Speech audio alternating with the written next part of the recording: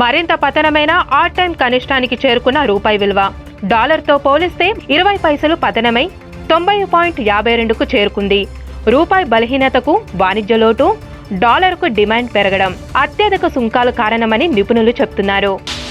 తెలంగాణలోని బీజేపీ అనుసరిస్తున్న శైలిపై ప్రధాని నరేంద్ర మోడీ అసంతృప్తి వ్యక్తం చేస్తున్నట్లు తెలుస్తుంది.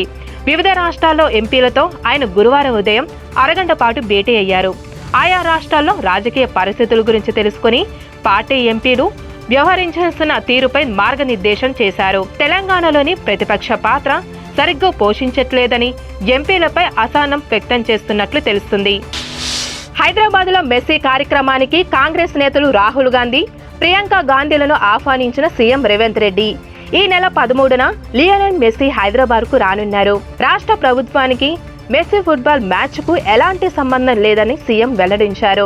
మెస్సీ హైదరాబాద్కు వస్తున్నందున ప్రభుత్వం నుంచి పూర్తి సహాయ సహకారాలు అందిస్తున్నట్లు తెలిపారు. ఢిల్లీలో పలువురు నాయకులను కూడా ఈ కార్యక్రమానికి రావాలని పిలిచినట్లు చెప్పారు సీఎం రేవంత్ రెడ్డి.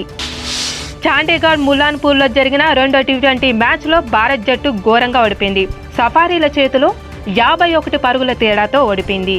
ఇది టీమిండియాకు టీ20 ఫార్మేట్లోనే రెండో అతిపెద్ద పరాజయం. ఈ మ్యాచ్ ఓటమితో 3 మ్యాచ్ల సిరీస్ 1-1తో సమంగా నిలిచింది.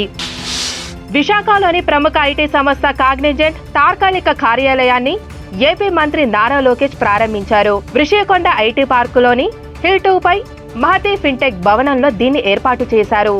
1000 సిట్టింగ్ కెపాసిటీతో దీన్ని తీర్చిదిద్దారు. ఈ కార్యక్రమంలో ఎంపీ శ్రీ భరత్, ఎమ్మెల్యే గంటా శ్రీనివాసరావు తదితరులు పాల్గొన్నారు. కాంగ్రెస్ పార్టీ సీనియర్ నేత, కేంద్ర మాజీ మంత్రి, లోక్సభ మాజీ స్పీకర్ శివరాజ్ పాటిల్ కన్నుమూశారు. కొంతకాలంగా అనారోగ్యంతో బాధపడుతున్న ఆయన మహారాష్ట్ర లాతూర్లో 90 ఏళ్ల వయసులో తుది శ్వాస విడిచారు. తన సుదీర్ఘ రాజకీయ జీవితంలో ఎన్నో కీలకమైన పదవులను శివరాజ్ పాటిల్ చేపట్టారు. దేశంలోనే అత్యంత సంపన్న జిల్లాగా రంగారెడ్డి నిలిచింది. ఈ జిల్లా సగటు తలసరి జీడీపీ ఏడాదికి 11.46 లక్షలు ఉన్నాయని నివేదికలు చెప్తున్నాయి. ఆ తర్వాత రెండో స్థానంలో గురువాగ్, తర్వాత స్థానంలో బెంగళూరు అర్బన్, గౌతమ్ బుద్ధ నగర్ నోడియా, హిమాచల్ ప్రదేశ్ లోని సోలాన్. ప్రముఖ వాణిజ్య కేంద్రాలైన ముంబై, అహ్మదాబాద్ వంటి పేరున్న నగరాలు ఈ జాబితాలో దిగువన ఉన్నాయి.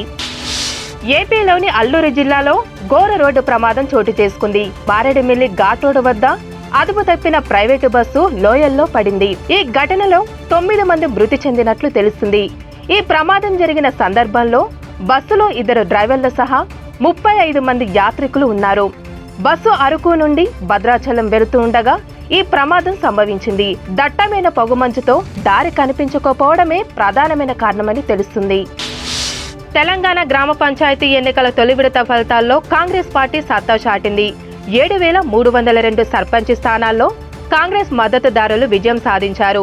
1,158 పంచాయతీల్లో బీఆర్ఎస్ బలపరిచిన అభ్యర్థులు గెలుపొందారు. 528 చోట్ల ఇతరులు స్వతంత్రులుగా గెలుపొందగా 186 స్థానాల్లో బీజేపీ మద్దతుదారులు విజయం సాధించారు.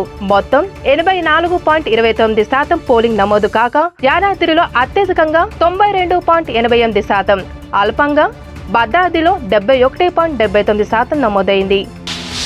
ఆంధ్రప్రదేశ్ ఉప ముఖ్యమంత్రి పవన్ కళ్యాణ్ వ్యక్తిత్వ హక్కుల ఉల్లంఘనకు సంబంధించి ఢిల్లీ హైకోర్టును ఆశ్రయించారు. పవన్ తరపున న్యాయవాది దాఖలు చేసిన పిటిషన్ పై హైకోర్టు విచారణ జరిపింది. ఈ సందర్భంగా సోషల్ మీడియా సంస్థకు కీలకమైన ఆదేశాలు జారీ చేసింది. ఈ అంశంపై తక్షణ చర్యలు తీసుకోవాల్సిన అవసరం ఉందని ఢిల్లీ హైకోర్టు పేర్కొన్నది. ఈ 2 రోజులుగా ఈ ఉల్లంఘనకు సంబంధించిన వివరాలు అందజేయాలని హైకోర్టు స్పష్టం చేసింది. ఈ కేసు తదుపరి విచారణకు డిసెంబర్ 22కు వాయిదా వేసింది.